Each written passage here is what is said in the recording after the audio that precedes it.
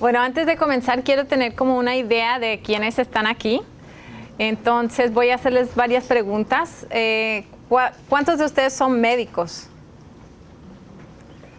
¿Cuántos de ustedes? Uno. ¿Cuántos son investigadores? ¿Cuántos son estudiantes? ¿Cuántos son profesores? Okay. ¿Y cuántos están interesados en la informática biomédica? Súper. Ok, porque yo ahora estoy trabajando con Practic, el consorcio, the Puerto Rican Clinical, TRC, digo así, the Puerto Rican Clinical and Translational Research Consortium. Y entonces voy a estar buscando colaboradores aquí porque queremos crear una colaboración entre ciencias médicas y los otros UCC y también la Escuela de Medicina de Ponce y también con mi universidad, que es la de Río Piedras. Y entonces les voy a presentar algo de lo que yo hago para que puedan ver, quiero darles como ideas de qué se puede hacer.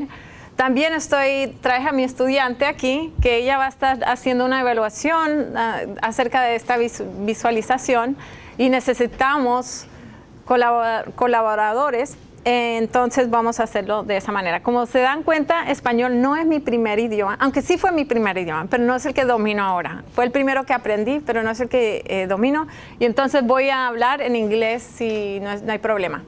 Okay. Me queda mucho más fácil hablar de esto en inglés y si tienen preguntas me avisan y yo trato de traducirlo al español, pero mejor así que yo trate de traducirlo al español y así.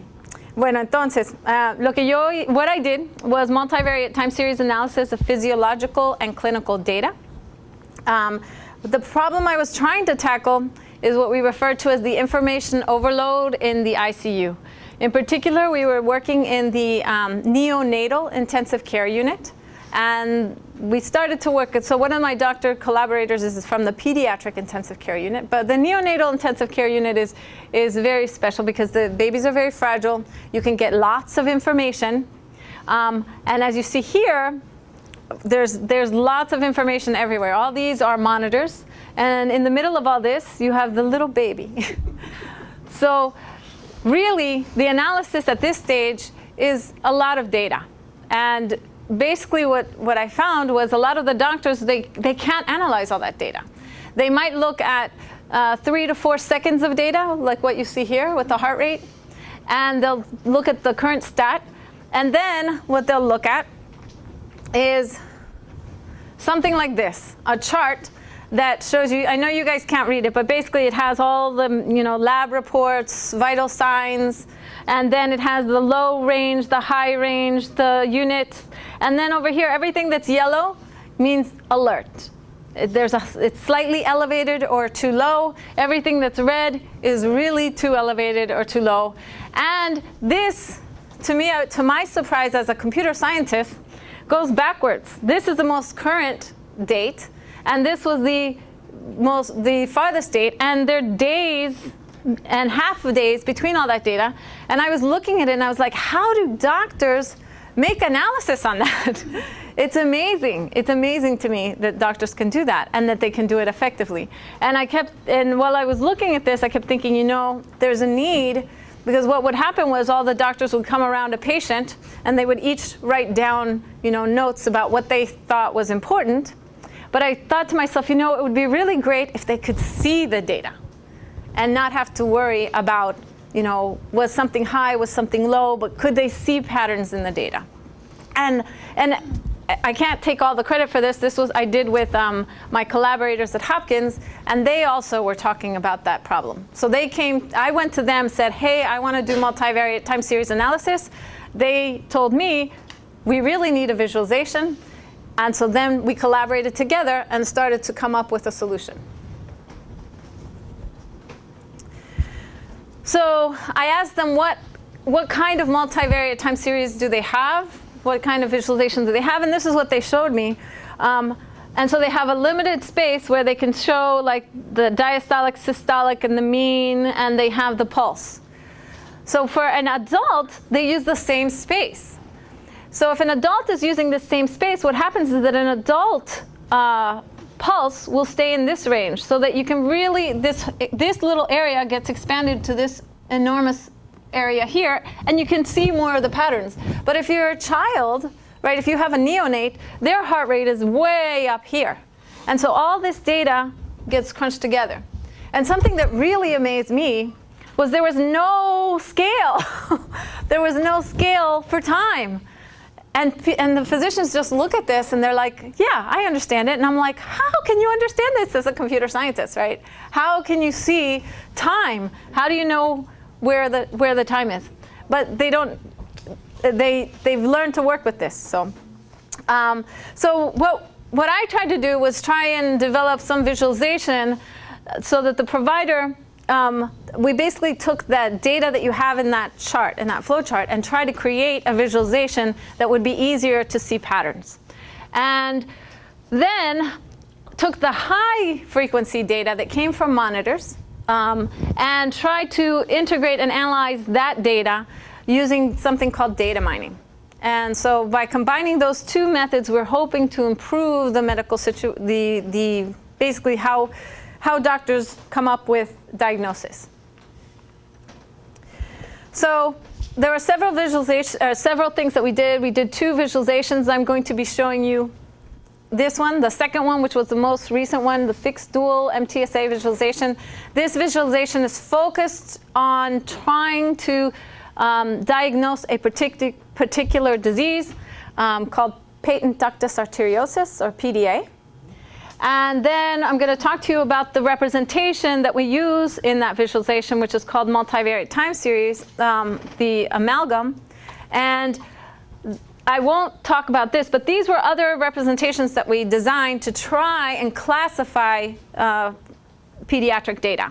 And so these are kinds of things that you can do to try and see if we could, using a particular representation, better classify and decide whether a patient had PDA or did not have PDA. We've had several publications on this, so I'm showing you these. This is the publications on the visualization. These are the publications on the representation, because I want you to see that this stuff is publishable. And so if you're looking to do publications, we managed to publish in AMIA, and also in things like the International Conference on Data Mining, and also at the International Conference on Machine Learning and Applications. So it really can apply to both fields. So you can do research.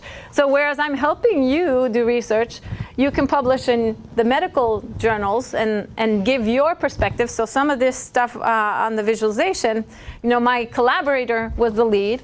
And then some of the other stuff, which was more computer science, I was the lead and published that way, so that I could get credit for in my field and he could get credit in his. So what did we come up with? Well, this is the fixed dual MTSA visualization. And doctors look at this and at first they're like, what? What are you doing? You presenting it as a circle? What's going on here? But the idea with this is that I can see this is 24 hours of data, right? So I'm just looking at the most immediate 24 hours. And I have a range here. What is the low value? What is the high value? Each one of these axes represents a particular vital sign on this case. And over here I separated now vital signs and lab reports. On the lab reports, of course, you see it's much smoother, because the lab reports, what I've done in this case is look at, you basically have 2 or 3 things, and then what I've done is interpolate to show kind of the pattern. And over here you have a lot more, and so therefore you don't see as clear a pattern. But in order to see that better, what we did, and here I'm actually going to go to the actual visualization. So with this visualization, I can select a patient. And so now I have the patient's data. And I go through here, and so what I have is, this is from 0 to 24. Now we're making improvements on this all the time. So Melissa has a list right now of things to change here. Every axis is either talking about the heart. So the red axes refer to the heart. then you have the lung, then you have the kidney and liver and other. We didn't have any liver for this particular because we're doing it just for PDA. And so what we did to show how it changes over time was use animation. And so therefore, the physician can walk through here and see, okay, how was this patient 6 hours ago? How did they do then? And then they can actually move this along, and they interact with the data. And the other thing that they could do is that if they wanted to see more information about a particular piece of data, they could click here, and then they can see all the points that are located at that region where they were. And the other thing that we did, something with the visualization, is that we wanted to make it so that they could see the actual values. So if they click on a particular point, here it'll show you what that point is, which is creatinine 0.64. It'll give you information about what is the acceptable range, in particular for this baby, because we actually have them customize the range by letting the provider select targets for the babies. Okay? So for every patient, they could say, okay, this is my lower bound, this is my upper bound, and I have the particular units listed here. And then, since these values over here, let me pick another one here. Right? On this side, you have a lot of linear interpolation. You actually see that one was taken on December 11th and one was taken on December 12th. So you actually get to see the real data and not just the interpolated data, but you can see the patterns. Now, in this case, what we did on the personalized one is that we're actually plotting the standard deviation. And so the reason we're plotting the standard deviation is because we wanted to emphasize trends, right? So if you see a change of just 0.1 of creatinine, for an adult, it may not be that much. But for a baby, it's a big deal. So the idea was, how could we emphasize the trends for every person equally? And so the way we did this was actually by plotting the standard deviation from the patient's average. So you see this circle around the middle is the patient's average. Okay? So in this case, we see they're currently, the darker colors are the more current colors. And so the older data fades away. That's why it's the lighter colors. And so here we see, okay, they were really below the average about 24 hours ago, and then they've come up and they're slightly above their average. Okay? And we can definitely see a trend. Platelets are increasing, hemoglobin is increasing, and then going back to an average. So it went up and back. Over here we see with pH it was really high, right? So outside is high, inside is low. So it went really high. It started out really high, came below the average, and now is around where it was. But I really don't know about what the range is for the baby. I just know that this is the range of these values, 0.735 and 0.46. So what I did when I first created it, this was the visualization, and there were so many physicians that looked at this and they got misled. So we created another view of the same data. And in this case, what we did was, this is where we allowed the physician to tell us, okay, what's your lower bound? That red circle is the lower bound. The outer red circle is the upper bound. And then here, the yellow circle stays as the mean target. Where does the physician want this patient to be? Around is that yellow circle. And so in this case, you can look at this patient and you can see that even though that creatinine was increasing and the platelets were changing, well, with the creatinine increasing, it wasn't medically significant, right? Because it's still within the range. So even though there was a big change, it wasn't significant. However, with the platelets, it was a big change and it was significant. It's actually going below the bounds where they needed to be, right? And over here, I'm like, what is going on, right? The baby is like, it's going into the other side of the axis. That's how far from where it should be, right? It's going into the urine output by weight. And so when the doctor looked at this, I was really embarrassed. I was like, oh my gosh, my visualization is just not working. This is like, the doctor loved it because to him, what was happening was he had entered the wrong targets. He had entered the targets for an adult, right? So if we go to the hemoglobin, what are the ranges? So I believe he told me it was 10 and 15. Is that correct? If there's anybody here who knows that. It's 10 to 15? Yeah. So it's 10 to 15 what you typically want for a baby. And so that's what had happened. He had given me the wrong information, but it was great because on the visualization, he could automatically see that, and then he fixes it, and now he can see, okay, it's not a thing of, I have the wrong targets. It's not, he can actually see, okay, there's changes, but it's not medically significant. Okay, so that's the objective with these. Now, the one thing when we did this, so let me now, any questions on this visualization before I go on? Yeah. So you have information that the machine gives you and information that the clinician subjectively gives you? Correct. So the information that the physician, we have defaults. So there's a default set of values. So the default set of values are for a particular baby, and then the physician can come in here and change it for the particular patient, which I found is what physicians do. Anyway, they do that a lot, yeah. But those are reference values. These are reference values. Those are reference values only.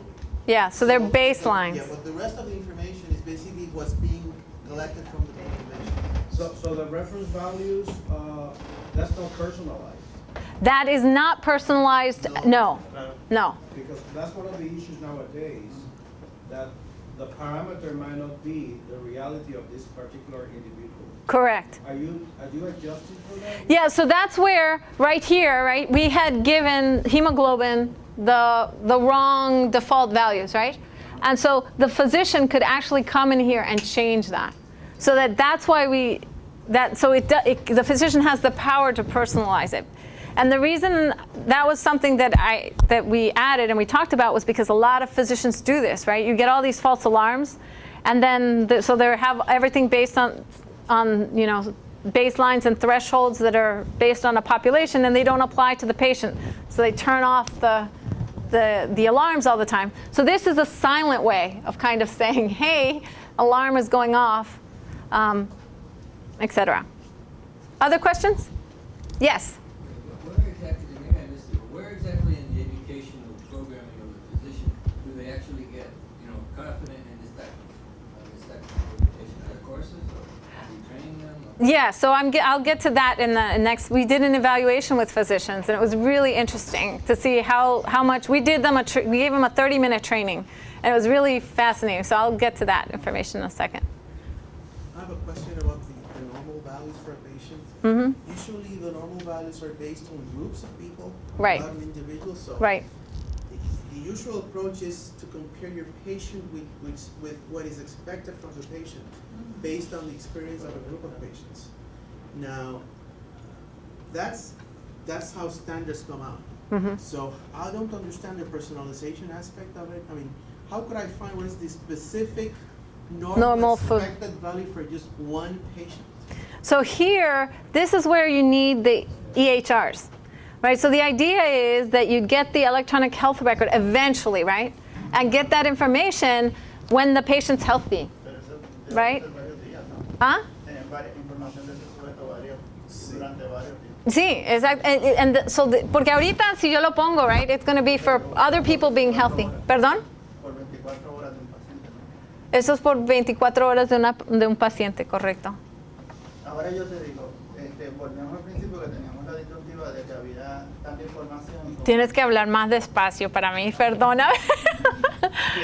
Teníamos mucha información. Ajá. ¿Cómo nosotros podemos llegar a sacar esto? Nos puede llevar al médico a guiarlo para dónde se debe por dónde se debe de ir o dónde se debe guiar, o sea, cómo tratar de llevar el diagnóstico. ¿Cómo llevar el diagnóstico del el médico? ¿Cómo lo puede llevar? ¿De esto? Ok, so la idea que queremos crear aquí es porque estamos viendo 24 horas. Lo que me habían dicho a mí los médicos, más que todo, que los cambios no eran tan importantes como ver... El valor actual. No. The rate. How do you say that? The rate at which the change, right? Exacto. One point that's important to keep in mind is that when you have a neonate in critical care, you're not trying to diagnose as if you were seeing a patient. You're trying to keep the patient stable and alive. So dealing with this rate information is really important to know that the patient is stable, because in a premature neonate, it's an instability that will have the patient not, you won't be able to keep it alive. So it's really about dynamic information about the stability of the patient, not a diagnosis. Pero parte de eso debe de ser como girar a que se mantenga estable, ¿no? Que no haya variabilidad. No, pero eso es diferente porque lo que aprendí, y esto lo aprendí con los médicos, es que tener cierta cantidad de variabilidad, having a certain amount of variability means the patient is healthy. And so that was something that I didn't expect. Que no se vaya fuera de los rangos. Exacto, as long as it's within the ranges. And so what we're trying to capture here is that we're capturing the rate at which it changes so that if the rate starts getting really fast and going outside the bounds, they see it immediately. And that there's certain variability is good. So that's actually not something that's wrong. So like this patient over here, when we looked at the personalized, that you see so much variability over here, that's healthy. That's actually pretty good. Okay? So that was something that was new to me working with the neonate. You could actually catch the rate of acceleration before it reaches a threshold, which is dangerous. That might be interesting. And so it's changing very fast. Right, In and the wrong direction. right. Even if it's still not at the threshold. It's Right. And so that's where the analysis of the data with the visualization that would be critical. And so we're not at that point yet, but this is where we're heading. I don't think so. Yeah. So this is where we're going, is trying to capture the rate of change in a bad direction. Okay? Vamos a tratar de dejar las preguntas para el final, o si no, no vamos a poder terminar Para con la terminar. presentación. Okay. All right. But I just wanted to make sure everybody understood what we're looking at. Okay. So now going from here, let me come back to the talk. So let me show you what we did. So basically what you were just looking at was a representation that we called the multivariate time series amalgam. So each one of those circles is what we refer to as an amalgam. What we did was look at the time series for each one. So say this is heart rate, this is respiratory rate. Obviously they're the same, which never happens, but I'm just trying to show you the idea of what we were doing. So we took segments. And so every dot that you see there is like represents 15 minutes or a half hour or an hour, depending one of the parameters that you can change. And then you take the average over that period.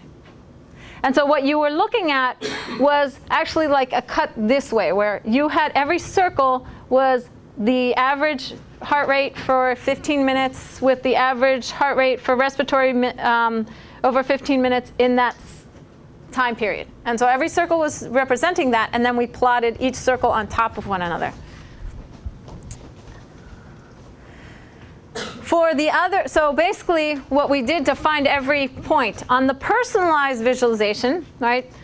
We had, first of all, we had to interpolate to fill the missing values, for example, the lab data, because we had this where, you have once every 24 hours a lab piece, and the other stuff like heart rate is like 30 times a second. So we had to fill in missing values for the intervals, and then what we did was for each interval on the personalized, we basically normalized the data. Normalize it by subtracting the average over a period of 24 hours and divided it by the standard deviation, and that's why we're plotting the deviation.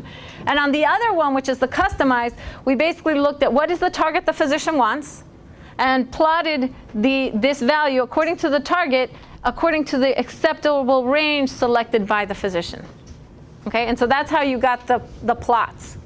And then once you get those plots, right, every one of these circles or these stars represents one period of time.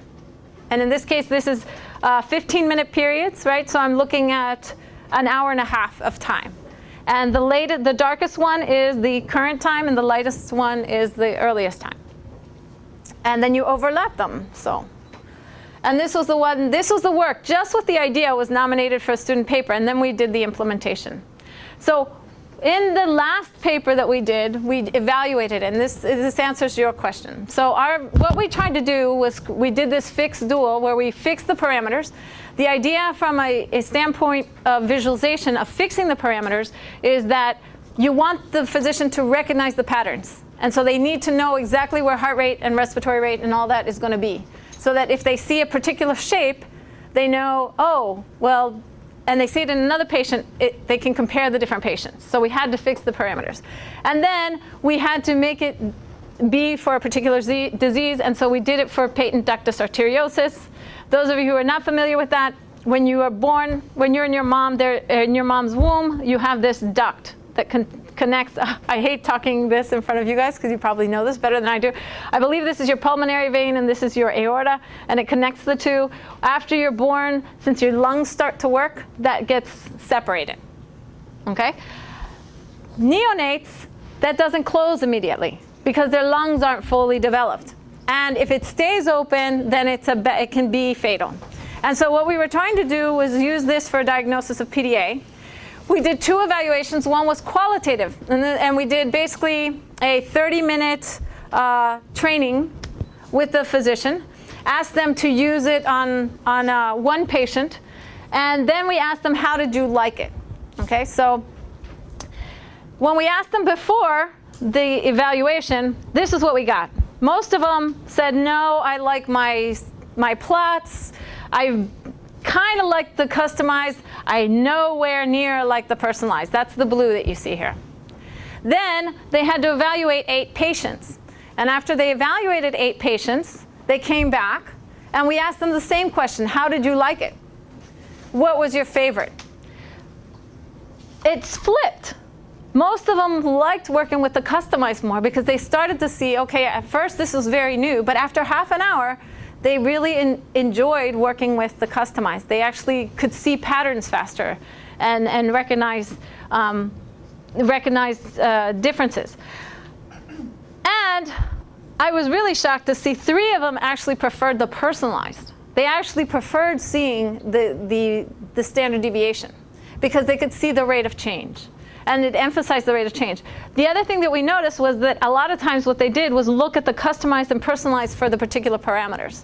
So when we're doing the new rendition, Melissa here, who is going to be working on this, she's actually running it so that we have, personalized for lab, personalized for vital sign and customized for vital sign next to each other, and the same for the labs.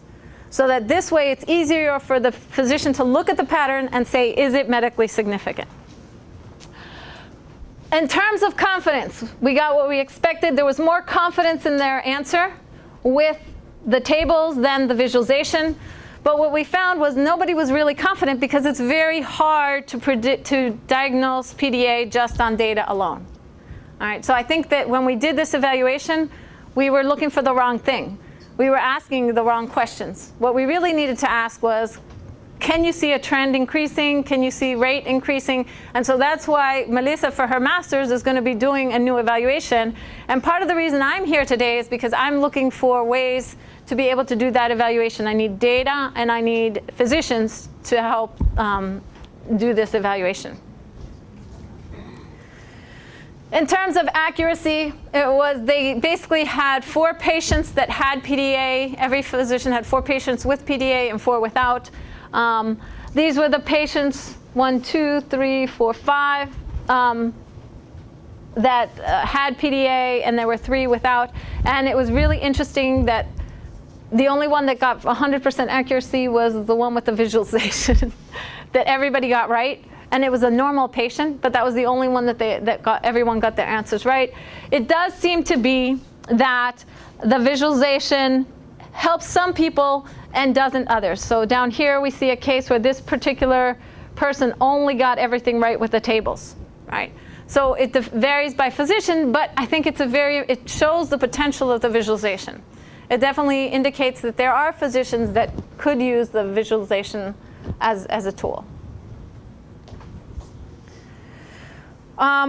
With this work, so here's where I was talking about. What we intend to do in the future is put the personalized and the customized next to each other, because how in the personalized, whereas here you can see creatinine is increasing, right? This is the standard deviation plot. Over here on this side, you can see that it's not medically significant, right? And so the physicians were going between the two views of the data, and so we think that putting them together might be a better solution. So for future work, what we see is this visualization is a short-term history for reference, like maybe in a medical consultation. We want to have the adaptive handling of the baseline so the physician can actually change it. Actually, right now in our own coding of it, the defaults and the personalized, we don't have it personalized for the patient. So that's something that we intend to add. And then the idea is, wouldn't it be great to have a tablet that the physicians could carry around and look at this data as they go on consultation, and they could take notes. So actually making it something that could work remotely on a mobile device, so you could look at the data from home. So one of your patients is getting really sick. This fits, right? This fits really well. These little circles fit really well on a phone. And then the idea also is repeat the evaluation using metrics so that we can create a CS publication. So we need better results. I think just PDA is a hard diagnosis, so we need to figure out what metrics can we use to test whether it's a better tool than what we had. All right, so the second part of my talk is talking about how, physicians look at this data to make the immediate diagnosis. What's happening right now? I have a patient that's going critically ill. What can I do? How is the medicine that I'm giving them affecting them? This is what that visualization could work with. But for other things is maybe I have all this data, right? It goes in, it's high frequency. Once it's used, they see it here, but like the really high frequency doesn't get measured. On this one, you basically have maybe 3 a day. So it really is not used for historical purposes. It's actually just thrown away. You see it on those lines, and then it goes away. So what if we put all this in medical repositories? And then we can use data mining methods to extract the medically significant information. The goal here being, how can we find a similar patient, right? Let the data tell us, hey, look at this, the data of your current patient compared to the high frequency data of a historical patient. Can we find a similar patient and suggest, not diagnose, but suggest possible diagnosis with a certain amount of probability to the physician? And so the technique we're using right now is a technique based on the natural language processing. So currently, I mean, it's much more complex than this, but I'm breaking this down. Currently, when you look at, pages and you're trying to figure out the similarity between different documents, right? What happens is that all the words get put into like a bag, and they're counted how frequently these words exist. And then what happens is that the very common words get dumped out. The thes, the a's, the ofs, right? And other things happen, like very unusual words get more emphasis. Right.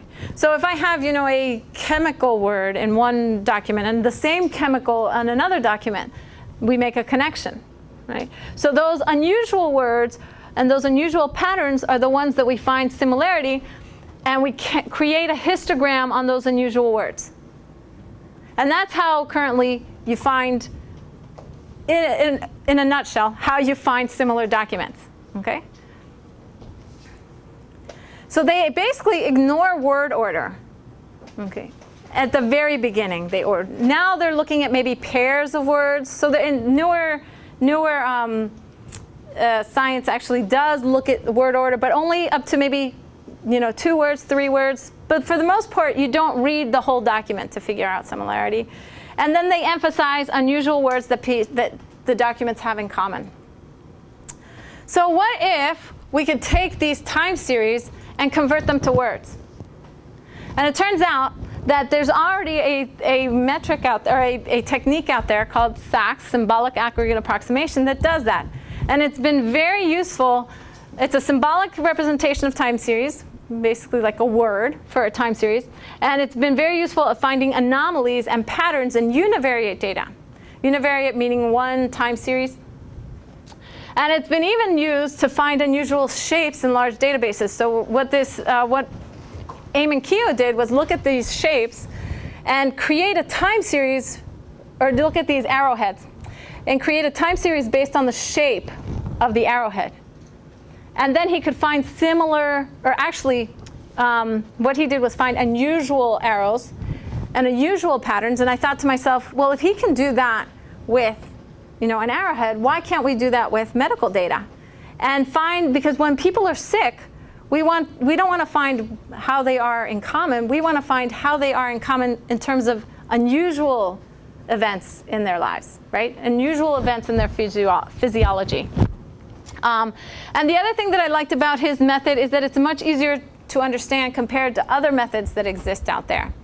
And I like that because I think one of the major problems with this bridge is that we got to get the physicians to buy into this. And if they understand what's happening, there's a more likelihood that they will buy into it and use it. So I like SACS because there's more likelihood that physicians will trust it. So how does SACS work? Basically what SACS does is what we were doing for the visualization. It took intervals, and then it looked at the distribution of this, and basically said everything in the lower distribution is an A, everything in the middle distribution is a B, everything in the upper distribution is a C. I can change the number of letters in the alphabet, so I could have 5 letters, then it'd be a fifth, a fifth, a fifth, right? I can even make it 20 letters, so it's a 20th, a 20th, a 20th, right? And then I convert this to a word. And now I basically take a picture of my time series, one element at a time, and create this histogram and do comparisons. So basically what I've done is I've created a bag of vitals and ignored the temporal patterns except for the width of the word. So the width of the word might be a minute, or maybe 2 minutes, or 5 minutes. That's something that you can change. And what I've done is do things to emphasize the unusual patterns in the vital signs that the patients have in common. So I can emphasize, okay, if there's a really uncommon word amongst these patients, let's give it more weight. And the other thing that we've done is that where the other method that we did was univariate, this has to be multivariate. Because the physiology of a patient, if something happens to their heart, it'll affect their lung, it'll affect other parts of the body. So let's look at the multivariate relationships. And so the objective of this is to apply natural language processing techniques onto patients' vital signs with the idea of extracting similar patients from large repositories. That's the goal. We're still not there yet. So this is still in research. So I'm just giving you here, I wanted to put this up because this work is not done in one discipline. It takes many disciplines. And so I had 2 people that I worked with in computer science. I had 2 people that I worked with in medicine. I had master's students in computer science and undergraduate students in computer science, biology, biochemistry, and computer engineering. And it took all these collaborations to make this work. So currently I'm here because we're thinking about creating a course in the fall of 2013 that is interdisciplinary, intercampus, collaborative, and project-based. And the idea would be that if any of you have investigations that you're interested in doing, we can provide the computer science, the students that would like to do development that just know how to code. You guys provide the knowledge of your field, right? And then together, we can make a biomedical informatics application, create some sort of film at the end about the application, and then look for potential sources. Okay. And the idea, this actually came from something that I went to they do a health and wellness event every year at MIT. They only do it for 2 weeks, and you'd be amazed at what you can do in 2 weeks. And it just seems so obvious. Why don't we do a whole semester of this? It would be a wonderful idea, and it would allow everyone to collaborate. When we were doing this at this event at MIT, right, we had people that were from the law school. We had people who were from industry. We had people who were in computer science. We had people who were graphics. We had people from Hallmark. But the idea was that working together, we could come up with a really good project. The people who were not computer science did, the people who were artistic work on the film. The people who were, scientists but not computer scientists helped develop, sources for future development. And then, the biomedical we had to get the computer scientists working with the people in the medical field. So part of the reason I'm here is because I would like to find out if anybody has projects. We're going to try and put in a grant for this. I need actually letters from people who are interested in working in this. I'm basically looking for clients that want to help with projects. I'm hoping that we'll have several projects, not just one, and that we'll have several groups working on this. And so the idea is, can you provide an idea for a project? Can you provide some students to help collaborate in that project? And with that, I'm going to give you my contact information. This is my website, my email address, and thank Dr. Jose Conde for organizing this. It makes it very good to start. It paves the way for collaboration, and yeah, I think it'll be a very good thing. So thank you.